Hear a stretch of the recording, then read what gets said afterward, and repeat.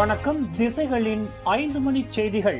முழு அரசு மரியாதையுடன் முன்னாள் பிரதமர் துன் அப்துல்லா நல்லுடல் அடக்கம்.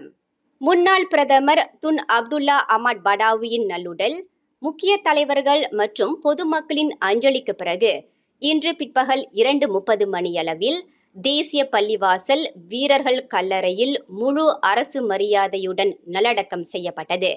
நாட்டின் 2வது பிரதமர் துன் அப்துல் ரசாக், 3வது பிரதமர் துன் ஹுசேன் ஆன், முன்னாள் துணை பிரதமர்களான துன் டாக்டர் இஸ்மாயில் அப்துல் ரஹ்மான் மற்றும் துன் காஃபர் பாபா ஆகியோரின் கல்லறைகளுக்கு அருகில் அப்துல்லாவின் உடல் நல்லடக்கம் செய்யப்பட்டது. தேசிய பள்ளிவாசலின் முதன்மை இமாம் முகமது ஹொஸ்னி எஹ்சான் தலைமையில் இறுதிச் சடங்குகள் நடைபெற்றன. பிரதமர் டத்தோஸ்ரீ அன்வார் இப்ராஹிம், அமைச்சரவை உறுப்பினர்கள், 4 முன்னாள் பிரதமர்களான Tun Mahathir Mohamad, Dato Sri Najib Tun Razak, Tan Sri Muhyiddin Yassin மற்றும் டத்தோஸ்ரீ இஸ்மாயில் சப்ரி யாக்கூப் ஆகியோர் நேரில் வருகை தந்து இறுதி மரியாதை செலுத்தினர். சிங்கப்பூர் முன்னாள் பிரதமரும் மூத்த அமைச்சருமான லீ சியன் லூங் தமது துணைவியார் ஹோ சிங்குடன் வருகை தந்து அப்துல்லாவின் நல்லுடலுக்கு இறுதி மரியாதை செலுத்தினார். அப்துல்லாவின் நல்லுடல் தேசிய பள்ளிவாசலுக்கு கொண்டு வரப்படுவதற்கு முன்னதாக காலை 8:10 மணியளவில் அவரின் அதிகாரத்துவ இல்லமான தசி பிரடானாவில் பாதுகாப்பு படையினரால் அரசு முழு மரியாதை வழங்கப்பட்டது. மலேசியாவின் 5வது பிரதமரான அப்துல்லா நேற்றிரவு 7:20 மணியளவில் கோலாலம்பூர் தேசிய இருதய சிகிச்சை கழகமான IJN-இல் தமது 85வது வயதில் காலமானார். சிங்கப்பூர் அதன் அடுத்த பொது தேர்தலை நடத்துவதற்கு ஏதுவாக அதிபர் தர்மன் சண்முகரத்னம் இன்று செவ்வாய்க்கிழமை நாடாளுமன்றத்தை கலைத்தார். வேட்புமனு தாக்கல் வரும் ஏப்ரல் 23ஆம் தேதி நடைபெறும் என்று பிரதமர் அலுவலகம் வெளியிட்ட அறிக்கையில் தெரிவித்தது. பிரதமராகவும் ஆளும் மக்கள் செயல் கட்சியின் தலைமைச் செயலாளராகவும் லாரன்ஸ் வோங்கின் முதல் தேர்தலாக இது விளங்குகிறது. சிங்கப்பூர் சுதந்திரம் பெற்றதற்கு பிறகு அதன் 14வது தேர்தலான இதில் 33 தொகுதிகளில் 97 நாடாளுமன்ற இடங்களுக்காக மக்கள் செயல் கட்சி போட்டியிடும். அநேகமாக அவை அனைத்திலும் எதிர்க்கட்சிகள் போட்டியிடக்கூடும் என்று எதிர்பார்க்கப்படுகின்றது. காலஞ்சென்ற துன் அப்துல்லா அஹ்மத் படாவி பிரதமர் பதவியிலிருந்து விலகுவதில் முரண்டு பிடிக்கவில்லை. மாறாக தன்னிச்சையாக பதவி விலகிய ஒரு சிறந்த பண்பாளர் என்று முன்னாள் பிரதமர் துன் மகாதீர் முகமது புகழாஞ்சலி சூட்டினார். அப்துல்லா ஒரு முன்னுதாரண தலைவர். அரசியலுக்கு வருவதற்கு முன்பே கடந்த 1968ஆம் ஆண்டு ஒரு பேரங்காடி மையத்தில் அவரை தாம் சந்தித்ததாக துன் மகாதீர் நினைவு கூர்ந்தார். இன்று காலையில் அப்துல்லா அஹ்மத் படாவியின் நல்லடக்கச் சடங்கில் கலந்து கொண்ட பின்னர் செய்தியாளர்களிடம் பேசுகையில் துன் மகாதீர் இதனை தெரிவித்தார். அப்துல்லாவை நினைவு கூறத்தக்க விஷயம் என்னவென்றால் 2009ஆம் ஆண்டில் அவர் பதவி விலகியதை சொல்லலாம். எந்த ஒரு எதிர்ப்பு தெரிவிக்காமலேயே மிக கௌரவமாக அவர் பதவி விலகியது தம்மை மிகவும் கவர்ந்ததாக துன் மகாதீர் குறிப்பிட்டார். அதேவேளையில் 2003ஆம் ஆண்டில் பிரதமர் பொறுப்பை அவரிடம் ஒப்படைத்துவிட்டு தாம் பதவி விலகிய பின்னர் அடுத்த ஓராண்டிலேயே நடைபெற்ற 2004ஆம் ஆண்டு பொது தேர்தலில் நாடாளுமன்ற இடங்களில் 90 விழுக்காட்டு தொகுதிகளை கைப்பற்றி அவர் சாதனை படைத்தது தம்மை பிரமிக்க வைத்ததாக துன் மகாதீர் தெரிவித்தார். எனினும் அதன் பின்னர் அவர் ஆட்சி பொறுப்பில் இருந்தபோது நிறைய பிரச்சனைகளை எதிர்நோக்கினார்.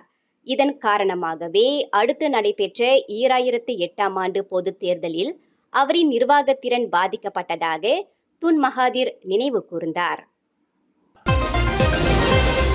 மைகார்ட் அட்டையில் 300 ரிங்கிட் பட்டுவாடா செய்யப்பட்டுள்ளதாக கூறப்படுவதை தேசிய பதிவு இலாகாவான JPN வன்மையாக மறுத்துள்ளது.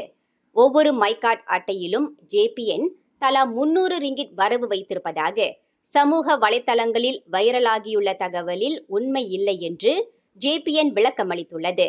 பொதுமக்களுக்கு பண ரீதியாக எந்த ஒரு ரொக்க உதவித்தொகையையும் JPN வழங்கியது இல்லை. சமூக வலைத்தளங்களில் பகிரப்பட்டு வரும் அந்த தகவல் அடிப்படையற்றது. அதனை நம்ப வேண்டாம் என்று இன்று வெளியிட்டுள்ள ஓர் அறிக்கையில் JPN தெளிவுபடுத்தியுள்ளது. 150க்கும் மேற்பட்ட திரை நட்சத்திரங்கள் ஒன்று கூடும் மாபெரும் விழா 17th Annual Edison Awards Penang Spice அரினாவில் மே 17 மாலை 5 மணிக்கு. குடும்பத்தோடு வாங்க, கொண்டாட்டத்தோடு போங்க. உடனே டிக்கெட் புக் பண்ண மை டிக்கெட் ஏசியாவை விசிட் பண்ணுங்க. வளமான நில அமைப்பாக விளங்கும் ரவ் முசாங்கிங் டுரியான் தோட்ட நில விவகார சர்ச்சையை பேசி தீர்வு காண்பதற்கு ரவ் MP சோ யூஹுய் பஹாங் மாநில அரசுக்கு அழைப்பு விடுத்துள்ளார். 200க்கும் மேற்பட்ட முசாங்கிங் டுரியான் மரங்களை வெட்டி சாய்த்த பஹாங் மாநில அரசின் நடவடிக்கையை கண்டித்து ஆட்சேப நடவடிக்கையில் ஈடுபட்டதற்காக ரவ் டுரியான் மரங்களை நடவு செய்த உள்ளூர்வாசிகளின் அமைப்பான சம்காவின் தலைவரான சோ யூஹுய் நேற்று கைது செய்யப்பட்டார். அரசு பணியாளர்கள் கடமையாற்ற விடாமல் தடுத்ததாக கூறி கைது செய்யப்பட்ட சோ யூஹுய் இன்று போலீஸ் ஜாமீனில் விடுவிக்கப்பட்டுள்ளார். ரவ் MP என்ற முறையில் இந்த விவகாரத்தை மாநில அரசாங்கத்துடன் பேசி தீர்வு காண தாம் விரும்புவதாக சோ யூஹுய் குறிப்பிட்டார். தாங்கள் நடவு செய்த டுரியான் மரத்தோட்டங்களுக்கு தற்காலிக நிலப்பட்டா மற்றும் பெர்மிட் கேட்டு கடந்த 50-60 ஆண்டுகளாக உள்ளூர்வாசிகள் போராடி வருகின்றனர். ஆனால் இதுவரையில் அவர்களின் கோரிக்கைகளுக்கு மாநில அரசாங்கம் செவிசாய்க்கவில்லை. இவ்விவகாரத்தில் பெரிய நிறுவனங்கள் சம்பந்தப்பட்டுள்ளன என்ற போதிலும் பாதிக்கப்பட்டுள்ள உள்ளூர்வாசிகளுக்கு நியாயம் கிடைக்க வேண்டும் என்று சோ யூஹுய் வலியுறுத்தினார். சிரம்பானிலுள்ள ஒரு பேரங்காடி மையத்தில் கும்பல் ஒன்றினால் ஆடவர் ஒருவர் வெட்டுக்கத்தியால் கடுமையாக தாக்கப்பட்டுள்ளார். இச்சம்பவம் நேற்றிரவு நிகழ்ந்தது. அந்த பேரங்காடி மையத்தில் புகைப்பதற்கு அனுமதிக்கப்பட்ட ஓர் இடத்தில் அமர்ந்து புகைத்துக் கொண்டிருந்த 40 வயது மதிக்கத்தக்க அந்த நபரை மின் படிக்கட்டின் வாயிலாக ஓடி வந்த கும்பல் ஒன்று சரமாரியாக தாக்கியதாக சிரம்பான் மாவட்ட போலீஸ் தலைவர் ACP ஹத்தாச்சி டின் தெரிவித்தார். அந்த கும்பலில் ஒருவன் வெட்டுக்கத்தியை வைத்திருந்தான் என்று சம்பவ இடத்தில் பொருத்தப்பட்டுள்ள ரகசிய கேமரா பதிவின் மூலம் தெரிய வந்துள்ளது என்று அவர் குறிப்பிட்டார். அந்த நபர் தாக்கப்படுவதை நேரில் கண்ட அவரின் நண்பர்கள் ஓடி வந்தபோது அந்த கும்பல் அங்கிருந்து மின்னல் வேகத்தில் தப்பிச் சென்றது. அதன் பின்னர் கடும் காயத்திற்கு ஆளான நபர் நண்பர்களின் உதவியுடன் மருத்துவமனையில் சேர்க்கப்பட்டுள்ளார். 2 கைகளிலும் வலது காலிலும் ஆழமான வெட்டுக்காயங்களுக்கு ஆளான அந்த நபரின் உடல்நிலை தற்போது சீராக இருப்பதாக தெரிவிக்கப்பட்டுள்ளது என்று ACP ஹத்தா குறிப்பிட்டார். கடந்த ஞாயிற்றுக்கிழமை திமர்லோ தமான் மெந்தகாப் இண்டாவில் நாய் ஒன்றை சாகும் வரை அடித்துக் கொன்றதாக சந்தேகிக்கப்படும் 3 நபர்களை போலீசார் கைது செய்துள்ளனர். 19, 29, 39 வயதுடைய அந்த மூவரும் இன்று திமர்லோ மேஜிஸ்ட்ரேட் நீதிமன்றத்தில் நிறுத்தப்பட்டு விசாரணைக்கு ஏதுவாக வரும் வியாழக்கிழமை வரை 3 தினங்களுக்கு தடுப்பு காவலில் வைப்பதற்கு போலீசார் நீதிமன்ற ஆணையை பெற்றுள்ளனர். அந்த மூவரும் பிராணிகள் பாதுகாப்பு சட்டத்தின் கீழ் தடுத்து வைக்கப்பட்டு விசாரணை செய்யப்பட்டு வருகின்றனர் என்று திமர்லோ மாவட்ட போலீஸ் தலைவர் ACP மஸ்லான் ஹசான் தெரிவித்தார்.